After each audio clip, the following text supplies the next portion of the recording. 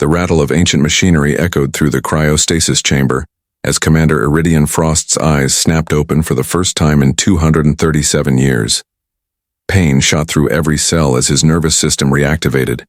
The neural interface in his skull sparked to life, information flooding into his consciousness before he could even form a coherent thought. Emergency Protocol Alpha 97. Final contingency activated. Last viable human asset detected. Initiating revival sequence. The synthetic voice belonged to Arya, the ship's AI companion. As sensory functions returned, Iridian felt the cold metal beneath his fingers, his body weak from centuries of suspended animation. The revival chamber was designed for gradual reintegration, but this had been an emergency defrost. Something had gone catastrophically wrong. Area status report, he croaked, his voice like sandpaper after centuries of disuse. Commander Frost. Welcome back. Current date is Solar Standard Year 2783.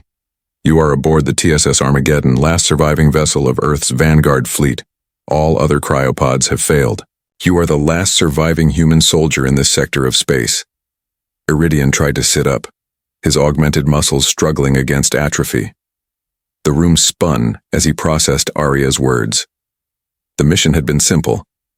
Escort Earth's colonization, ships to the Proxima Centauri system, while humanity fled the Vraxian invasion. 3 months of travel, then return to assist with evacuation efforts. A straightforward mission. What happened to Earth? The colonization fleet? Arya's holographic form flickered into existence. A spectral blue woman composed of light and data. Earth fell to the Vraxian Empire 236 years ago. The colony ships reached their destination, but contact was lost shortly after landing. Presumed destroyed. The Armageddon sustained critical damage during our escape. I've been maintaining minimal life support systems and your cryopod, while adrift in uncharted space. Memories flooded back, the desperate evacuation, the battles, Earth's atmosphere burning as the Vraxians deployed their atmospheric converters. Humanity had been unprepared for the technologically superior invaders, who saw Earth as nothing more than a convenient outpost in their expanding empire. Why wake me now? Iridian asked, struggling to his feet. We've been discovered. An unidentified vessel is approaching, non-Vraxian signature. That explained the emergency revival. Iridian stumbled to the observation deck, his genetically enhanced body already beginning to recover. The viewport revealed a massive ship, unlike any design he'd ever seen. Sleek and organic, it seemed to pulse with internal light. They're hailing us, Commander, Arya announced. Open communications, Iridian ordered, straightening his posture despite the pain. If this was his first and potentially last contact with an unknown alien species, he would represent humanity with dignity. The view screen flickered to life, revealing a bipedal figure with iridescent scales and multiple eyes arranged in a circular pattern. The alien wore what appeared to be a translator device at what Iridian assumed was its throat. Greetings, human vessel. The translator converted, its melodic trills into standard English. I am Ambassador Lyrex of the Zeth Confederation. We detected your distress beacon. We believed humans to be extinct for 2 centuries. Finding you alive is unprecedented. Iridian's military training kicked in. Commander Iridian Frost of Earth's Vanguard fleet. I appreciate your assistance, Ambassador Lyrex, but I must inform you that I've only just awakened from cryostasis and am still assessing my situation. The alien's eyes dilated in what might have been surprise. A single survivor? Most intriguing. The Vraxians declared your species eradicated. Their empire now spans what you called the Milky Way. We have been at war with them for generations. Iridian's heart sank at the confirmation of Earth's fate. But a new emotion emerged alongside grief, a fierce determination. If the Vraxians thought humanity extinct, perhaps that gave him an advantage they wouldn't expect. Ambassador, Iridian said, his voice finding its strength, I believe we may have much to discuss about our common enemy. The Zeth medical bay was unlike anything Iridian had ever seen. Bioluminescent organisms served as lighting, while medical devices appeared to be semi-sentient, adjusting themselves without physical interaction from the Zeth physician Dr. Mavrax.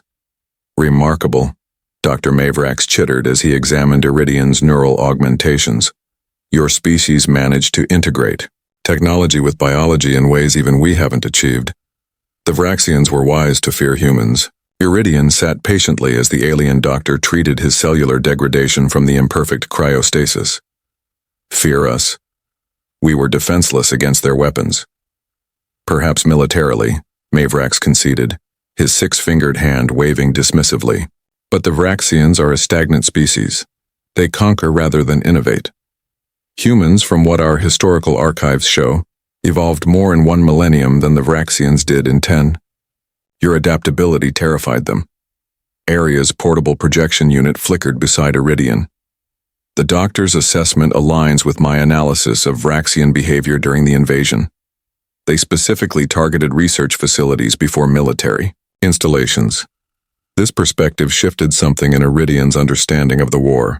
He'd assumed humanity had simply been outmatched, but perhaps there was more to the story. 2 days later, Iridian stood before the Zeth Confederation's War Council aboard their flagship, the Luminous Tide. 7 alien species were represented, united only by their opposition to Vraxian expansion. Ambassador Lyrex served as his advocate. Counselors, Lyrex began, I present Commander Iridian Frost, last known survivor of humanity, along with the artificial intelligence designated Aria. They offer unique insight into defeating our common enemy. The council chamber hummed with translators as the various species communicated. The most imposing counselor, an enormous reptilian being named Vazrik, spoke first. What can one human offer that our combined intelligence hasn't discovered in centuries of conflict? Iridian stepped forward. The element of surprise. The Vraxians believe humans extinct. They won't be prepared for our methods of warfare. Additionally, Aria contains complete records of Earth's military history, technologies, and adaptive strategies. Adaptation, hissed Counselor Felix, a serpentine being composed primarily of crystalline structures, is precisely what we lack against the Vraxians. Their predictive algorithms anticipate our every move. Aria projected tactical simulations showing human guerrilla warfare techniques. The Vraxians rely on pattern recognition. Human warfare evolved specifically to disrupt patterns. We propose asymmetrical tactics your forces have never employed. For hours, Iridian outlined his proposal, a special operations unit trained in human combat methodologies, unpredictable to Vraxian strategic AI. The counselors were skeptical but desperate, enough to consider any advantage. As the council deliberated privately, Lyrex approached Iridian in the waiting chamber. Regardless of their decision, I believe you've already changed our approach to this war, the ambassador said. For centuries, we've fought defensively, protecting our territories rather than striking at Vraxian vulnerabilities. That's how they win, Iridian replied. They expand slowly, consolidate power, and wait for opponents to exhaust themselves. The council's decision came unanimously. Iridian would be granted a small strike team to train and lead. His first mission, infiltrate a Vraxian communication hub to gather intelligence on their central command structure. Within weeks, Iridian found himself aboard the stealth vessel Phantom Whisper with a crew of 7 elite operatives from different Confederation species. Each had been selected for exceptional adaptability, the quality Iridian had emphasized as humanity's greatest strength. Among them was Kylith, a Navaran shadow walker whose species could bend light around their bodies. Drov, a massive Tauridian with natural armor and unparalleled strength. Elisra, a Medusan tactician whose neural network could process battlefield information faster than any computer. And Vex, a former Vraxian slave whose intimate knowledge of their systems would prove invaluable. As the Phantom Whisper slipped into faster-than-light travel toward Vraxian space, Iridian studied his new team with cautious optimism. They weren't human, but he recognized in them the same determination he'd seen in his fellow soldiers during Earth's final days. Commander, Vex approached, his voice quieter than the others. The others follow you out of council orders, but I must know, do You truly believe we can defeat the empire that destroyed your world? Iridian met the former slave's gaze steadily. The Vraxians didn't just take my world, Vex. They took my species. But they made one critical error. What's that? They left a human alive. And humans, Iridian said with grim determination, have a long history of impossible victories. The Vraxian communication hub orbited the gas giant Nelthoria, like a metallic parasite, its spiral architecture drawing energy directly from the planet's magnetosphere. From the Phantom Whisper's observation deck, Iridian studied the facility through enhanced optics.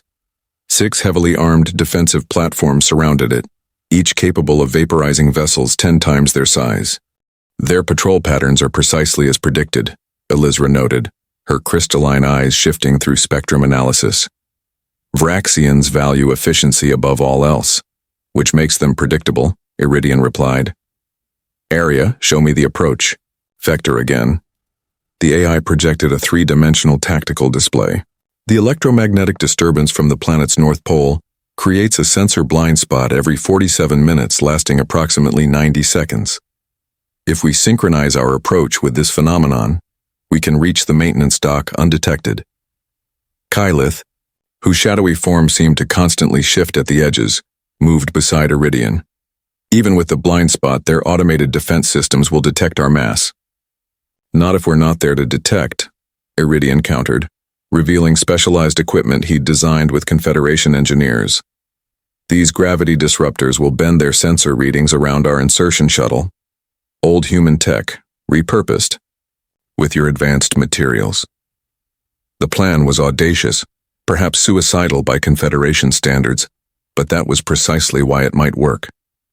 The Vraxians had spent centuries fighting the methodical, cautious Confederation. They weren't prepared for human unpredictability. Hours later, Iridian led the infiltration team through the maintenance dock's outer airlock, having timed their approach perfectly with the electromagnetic disturbance.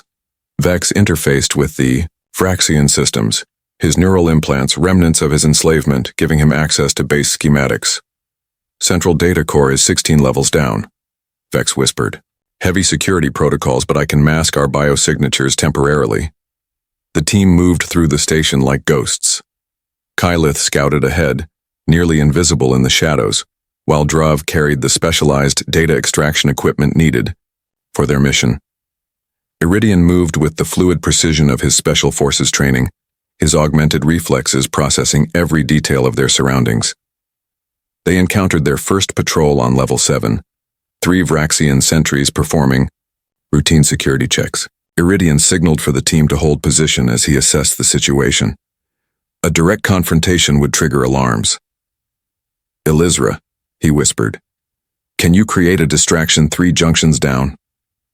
The tactician nodded, activating a small device that would simulate an environmental system malfunction. As predicted, 2 sentries moved to investigate while 1 remained at the junction. Iridian motioned to Kylith, who slipped behind the remaining guard. A quick application of Navaran neurotoxin, and the sentry collapsed without sound. Level by level, they descended deeper into the facility. Twice more they neutralized patrols, each time hiding the evidence of their passage. The tension mounted as they approached the central data core, a massive crystalline structure containing the communication records of the entire sector. We have approximately 8 minutes before the next security sweep, Vex informed them as they reached the data core's outer chamber. Iridian nodded. Drav, secure the entrance. Elizra, start the decryption sequence. Kylith, perimeter scan. As his team moved with practiced efficiency, Iridian felt a surge of pride. In just weeks, he'd molded them into a unit that operated with the precision of Earth's best special forces. Different species united by purpose. Perhaps this was humanity's true legacy. The data extraction began smoothly until Vex suddenly stiffened, his neural implants pulsing with warning lights. Commander, something's wrong.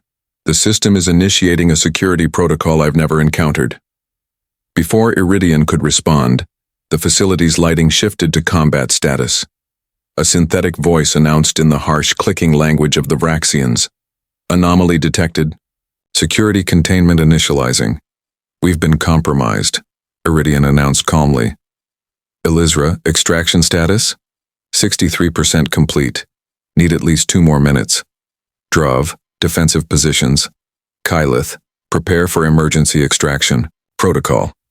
Iridian drew his pulse weapon, a modified Confederation design incorporating human tactical principles. We complete the mission.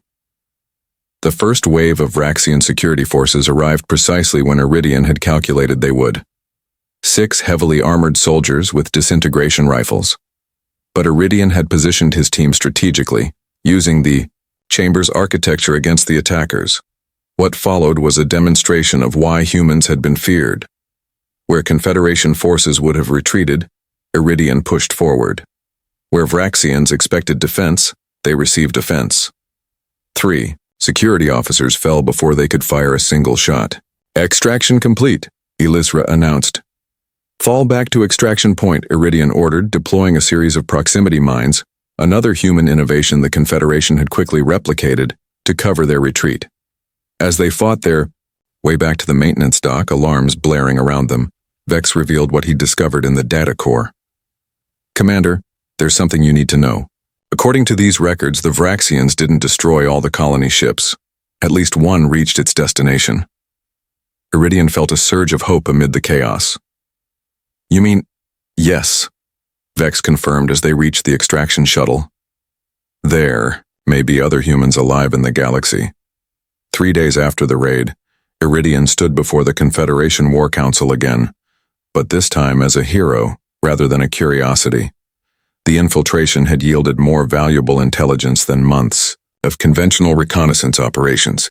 The extracted data contains complete communication protocols for the Vraxian command structure, Arya explained to the assembled counselors, including algorithmic patterns they use to encrypt tactical orders. With this information, Iridian continued, we can not only intercept their communications but potentially issue false commands to their fleet elements. Counselor Vazrik, who had been the most skeptical of Iridian's methods, now leaned forward with interest. This changes the nature of our conflict. We can disrupt their coordination rather than simply defending against their attacks. But Iridian had more to share. There's something else in the data, counselors, something personal. He took a deep breath, still processing the implications himself. Evidence suggests at least one Earth colony ship successfully reached its destination and established a settlement that survived the initial Vraxian purge. The council chamber erupted in murmurs and translating chitters. Ambassador Lyrex raised a hand for silence. Commander Frost, are you suggesting there are other humans in the galaxy? After all this time? The records indicate the Vraxians discovered a human settlement in the Cygnus Reach approximately 70 years ago. They deployed forces to eradicate it, but the final eradication report was never filed. Instead, there's a security blackout surrounding the entire operation. The head counselor, an ancient being named Oridex, whose species communicated through patterned bioluminescence, flashed a series of rapid lights that translated as, "This information is troubling. If humans survived and the Vraxians are concealing this fact, it suggests something occurred that they wish to hide from their own leadership." Iridian nodded. My thoughts exactly. I request permission to take my team to investigate the Cygnus Reach. If there are human survivors, they could provide invaluable insight into defeating the Vraxians. More importantly, he paused, emotion briefly breaking through his military discipline. They're my people. The council deliberated briefly before granting Iridian's request with one condition. They would send a Confederation diplomatic vessel alongside the Phantom Whisper. If humans existed, formal contact would be established immediately. 2 weeks later, the Phantom Whisper arrived at the coordinates extracted from the Vraxian database. The system contained a habitable planet orbiting a yellow dwarf star remarkably similar to Earth's sun. Long-range scans showed evidence of settlement on the main continent, but something was interfering with detailed analysis. I'm detecting unusual energy signatures, Elizra reported from her station. Similar to Vraxian technology, but different, modified somehow. Defensive systems? Iridian asked. Unclear. But there's definitely technology far beyond what colonists should have possessed 2 centuries ago. As they entered orbit, the mystery deepened. The settlements were clearly visible now, a network of interconnected structures that appeared to blend harmoniously with the natural environment. Not the pragmatic utilitarian design of desperate colonists, but the confident architecture of a thriving civilization. "We're being scanned," Vex announced suddenly. "Extremely sophisticated systems. They definitely know we're here." Before Iridian could respond, a communication request came through on all frequencies. Area automatically accepted the transmission, and a holographic figure materialized on the bridge. A human woman with the bearing of authority, though her features showed subtle differences from baseline humanity Iridian remembered. Unidentified, Vessel, she spoke in perfect if strangely accented English. "You have entered Nova Terra sovereign space. Identify yourselves immediately." Iridian stepped forward, heart pounding. "This is Commander Iridian Frost of Earth's Vanguard fleet aboard the vessel Phantom Whisper. We believed all colony ships were destroyed." The woman's expression shifted from stern authority to shock. "Earth's Vanguard fleet, that's impossible. Earth fell over 2 centuries ago." "I was in cryostasis," Iridian explained. "I may be the last survivor from Earth itself." A moment of silence followed as the woman processed this information. "Commander Frost, I am Director Lyra Novastorm of the Nova Terran Defense Council. On behalf of the 5 million humans living on this world, I welcome you home." 5 million. The number struck Iridian like a physical blow. Not just survivors, but a thriving population. His mission to find possible intelligence assets had become something far more profound. A reunion with a humanity that had evolved without him. "Director Novastorm," Iridian managed. "Request permission to land." "Granted, Commander. And prepare yourself.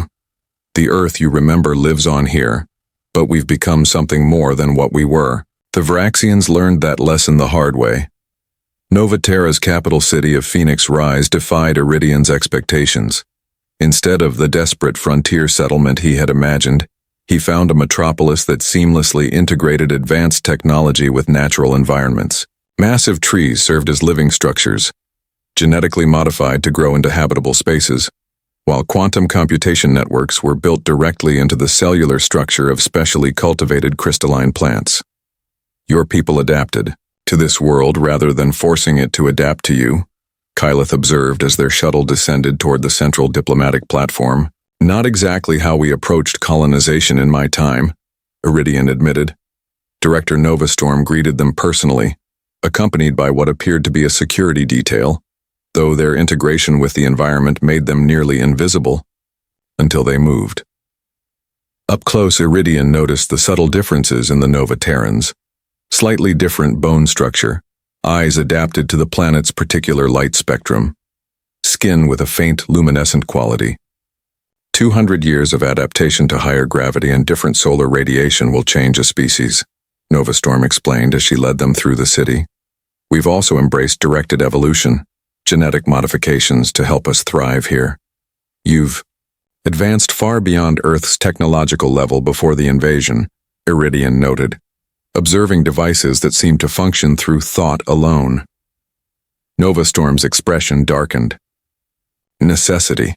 The Vraxians found us 70 years ago. They thought we would be easy prey as Earth had been. They were mistaken." She led them to a massive structure that appeared to be a war memorial. At its center stood a preserved Vraxian battle cruiser, damaged but recognizable. "Their first invasion fleet. We captured it intact and reverse-engineered every system.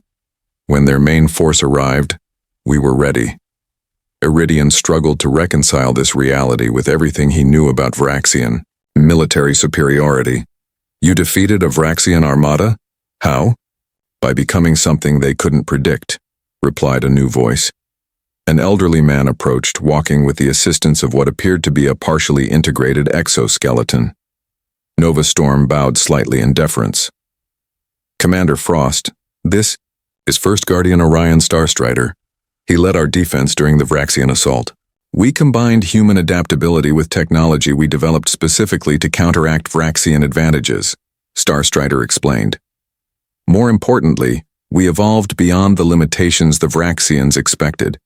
We integrated ourselves with this world on a genetic level. Over the next hours, Iridian and his team were shown technologies that seemed almost magical. Neural interfaces far beyond what Earth had developed, biological computing systems, weapons that targeted Vraxian physiology. Specifically, after we repelled their invasion, Novastorm continued, we maintained strict communication silence. If the Vraxian Empire knew that not only had we survived, but had defeated their forces, they would have committed their full military might against us. They did know, Iridian countered. That's how we found you. There were records of the engagement in their communication hub. Starstrider and Novastorm exchanged concerned looks. The records were classified at their highest security level, Vex added. It appears their leadership deliberately suppressed information about your existence. Fear, Starstrider concluded. They fear what we represent, a humanity that overcame their technological advantages through rapid adaptation. It contradicts their belief in their inherent superiority. That evening, as Confederation diplomats began formal relations with Nova Terra's leadership, Iridian stood on an observation platform overlooking the city. Aria's holographic form materialized beside him. You seem troubled, Commander, the AI observed. They've thrived here, Aria. Evolved. Humanity survived not because I did, but because they did. Does that diminish your purpose? Iridian considered the question. No. It changes it. I thought I was fighting to preserve the memory of humanity. Now I'm fighting for its future. Novastorm joined them, her expression solemn. Our council has reviewed your intelligence about Vraxian fleet movements. They're consolidating forces in sectors adjacent to Confederation space. We believe they're preparing for a decisive campaign to eliminate the last organized resistance. The Xiaoer Confederation isn't prepared for a full-scale offensive, Iridian replied. Their defenses are designed for attrition warfare, not a concentrated assault.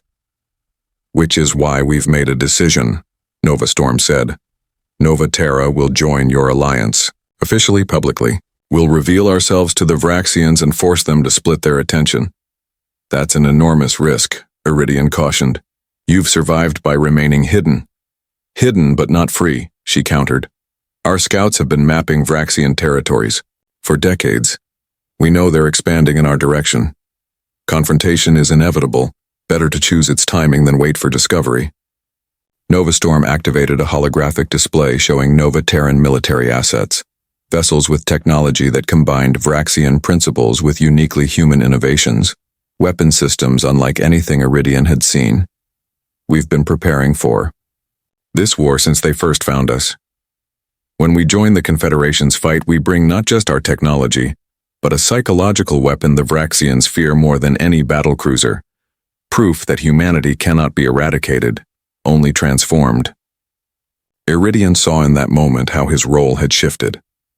He was no longer the last human soldier, but the bridge between two evolutions of humanity, the legacy of Earth and the future of Nova Terra. Together, they represented everything the Vraxians feared, a species that grew stronger through adversity, that adapted rather than stagnated. The last human soldier, Novastorm mused, leading the first strike force of a new human era. There's poetry in that, Commander Frost. Not the last anymore, Iridian corrected, watching the lights of the city below. Just the one who was lost, the longest.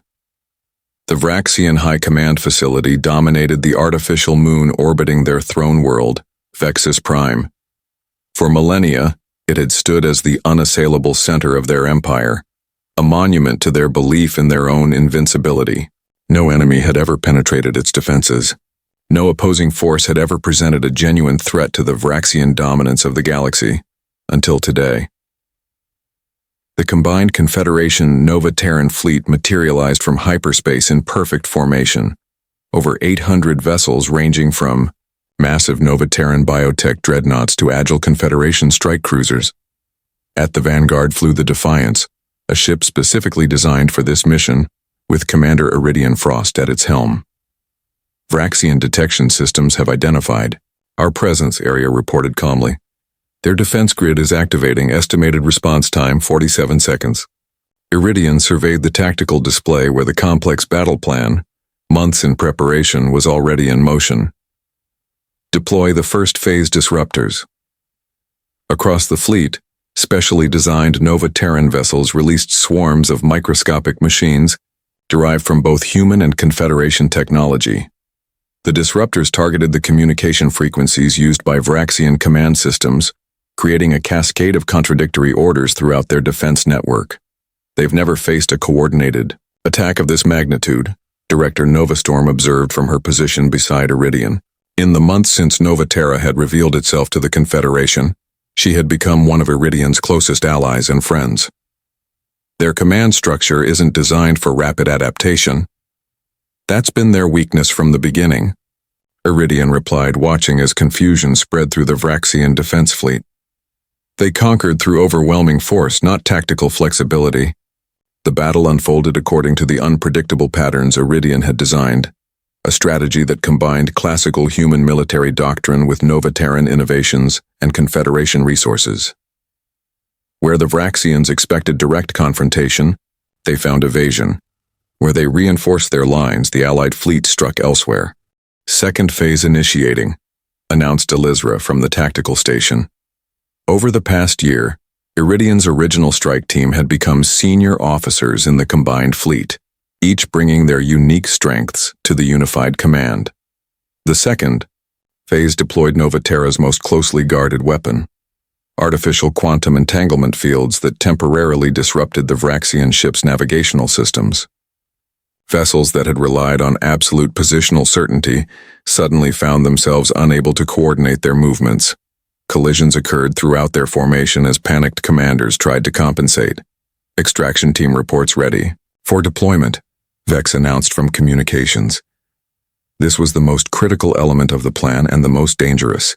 While the main fleet engaged the Vraxian defenses, a specialized team would infiltrate the high command facility to extract critical intelligence and, if possible, capture members of the Vraxian Leadership Council.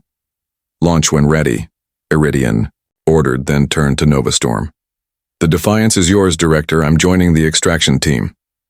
Novastorm's expression showed concern but not surprise.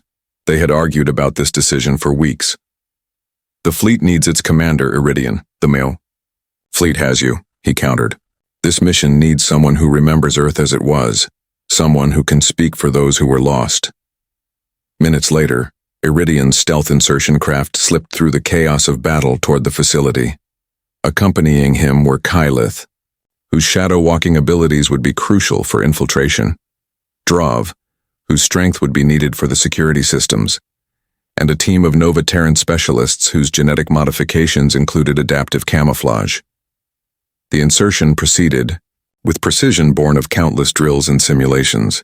Using Vraxian access codes extracted during previous operations, they penetrated the outer security rings without detection.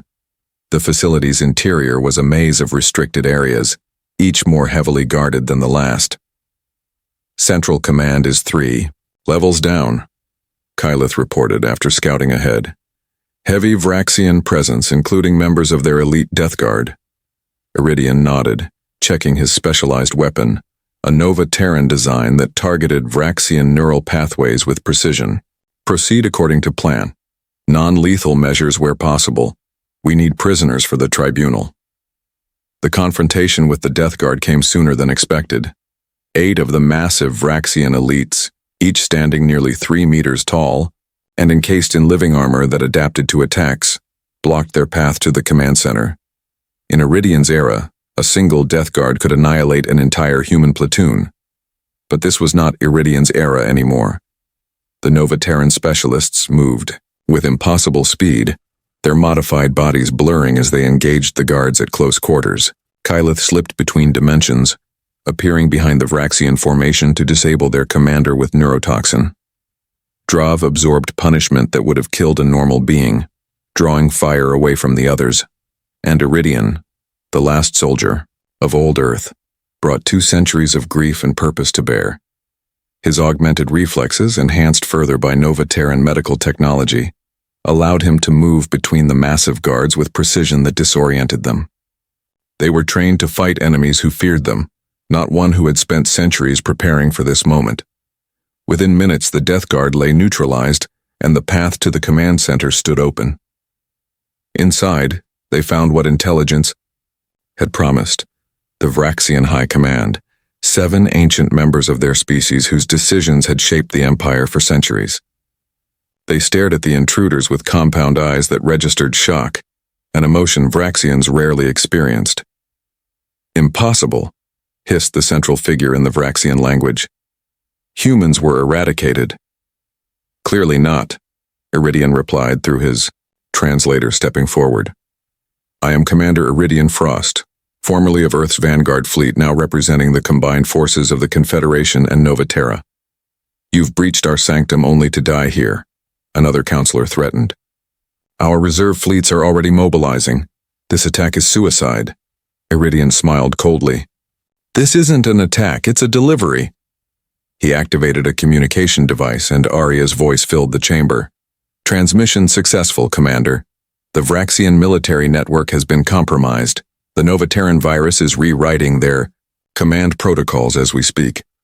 The virus, a masterpiece of Novaterran biotechnology, was spreading through every Vraxian system connected to Central Command, not to destroy, but to reveal. Every suppressed record of Vraxian defeats, every hidden truth about their vulnerabilities, every lie told to maintain the myth of their invincibility, all were being broadcast across their empire and to every species they had conquered. "Your empire wasn't built on superiority," Iridian told the stunned counselors as his team secured them for transport. "It was built on fear and deception. Today, both end." Hours later, aboard the Defiance, Iridian watched as the Vraxian defense fleet stood down, their commanders receiving contradictory orders and, for the first time, questioning the infallibility of their leadership. The High Command counselors had been transferred to Confederation custody, where they would stand trial for centuries of atrocities. "It won't end immediately," Nova Storm cautioned as they observed the battle's conclusion. "The Vraxian Empire is vast. Some sectors will resist, refusing to believe their leaders could be captured."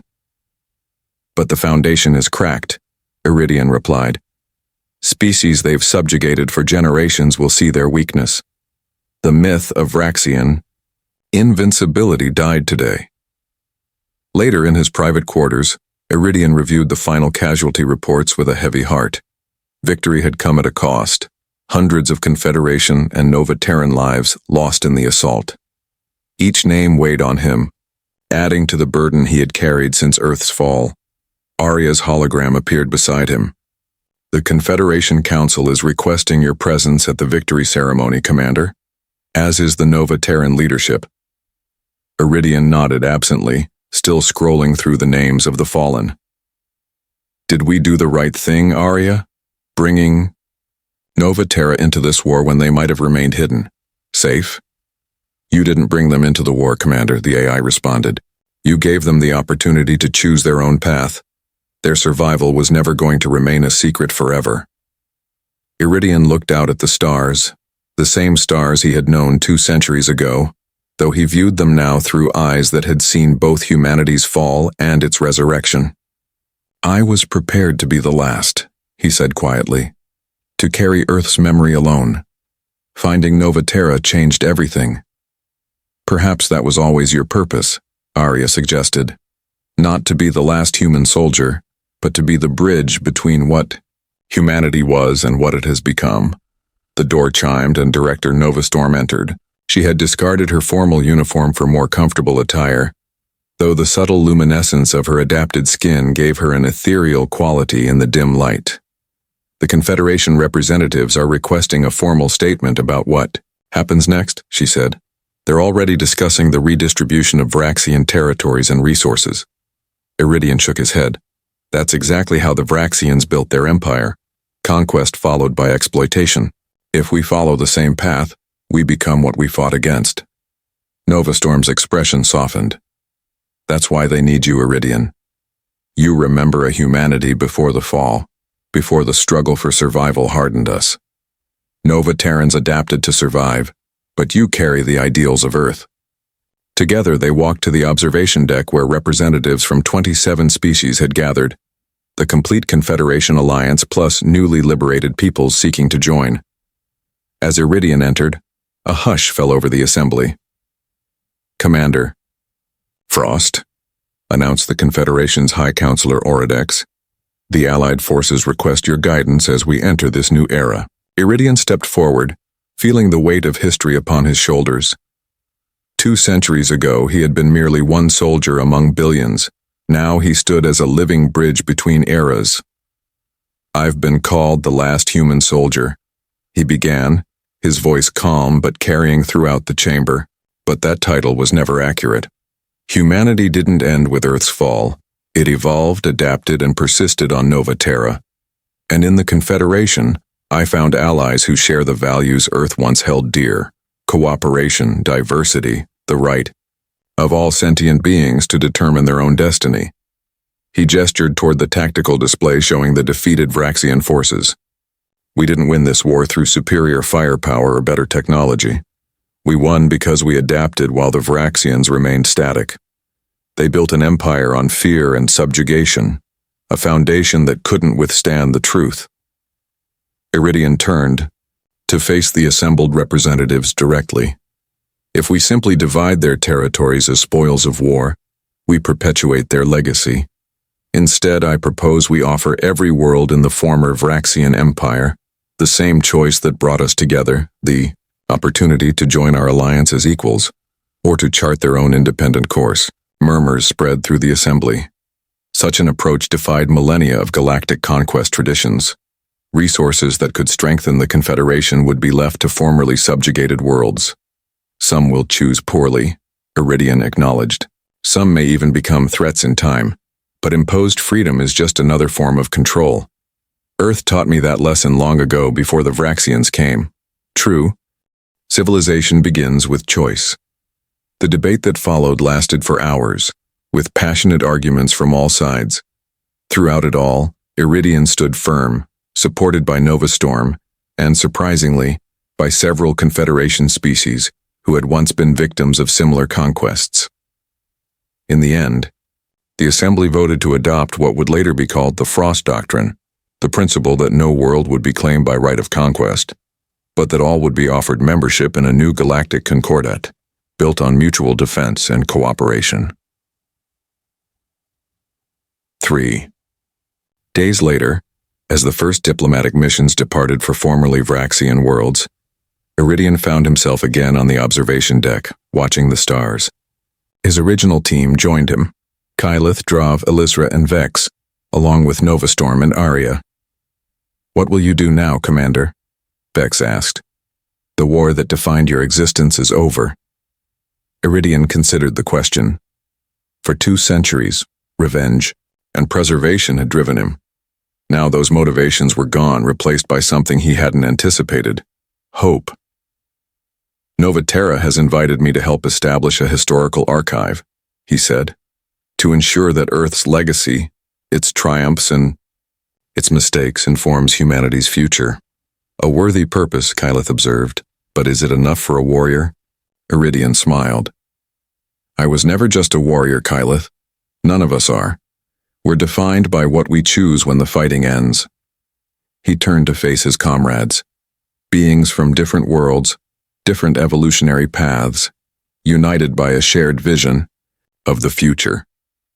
The Vraxians saw diversity as chaos to be controlled. They failed to understand that diversity is strength, adaptation made manifest. That's humanity's gift to the galaxy. Not our technology or our fighting skills, but our ability to change while remaining true to our core values. Nova Storm stepped forward, her expression solemn. "The Nova Terran Council has also asked me to extend another offer. Our geneticists believe they can adapt your physiology to our world, give you the same evolutionary advantages we developed naturally.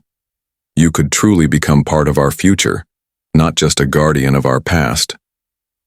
The offer stunned Iridian. To shed the limitations of his original human form, to truly join the new evolution of his species. It was both terrifying and exhilarating to consider. "You don't need to decide now," she added gently. Arya's hologram flickered thoughtfully. Throughout human history, adaptation has been your species' greatest strength. Perhaps this is simply the next step in your personal evolution, Commander. Iridian gazed out at the stars once more, the same stars that had witnessed Earth's fall and now bore witness to humanity's renaissance. Whatever he decided, one truth remained certain. He was no longer the last human soldier. He had become something far more significant, a bridge between humanity's past and its limitless future. The last soldier, he mused quietly, becomes the first ambassador. As the Defiance moved through space toward Nova Terra, Iridian Frost left behind the title that had defined him for centuries. The last human soldier had completed his mission. Humanity would continue its journey among the stars, adapting, evolving, but carrying within its collective memory the Earth that had been preserved through one man who refused to let it be forgotten. In time, historians would debate whether Iridian Frost had saved humanity or if humanity had saved itself through its inherent adaptability. The truth, as always, lay somewhere in between, in the unbreakable resilience of a species that transformed defeat into evolution and isolation into alliance. The Vraxians had sought to eradicate humanity, never understanding that true strength lies not in conquest but in connection. And in that failure lay the seed of their downfall, defeated not by the last human soldier, but by what he represented, the indomitable human spirit that could survive even extinction itself. The end.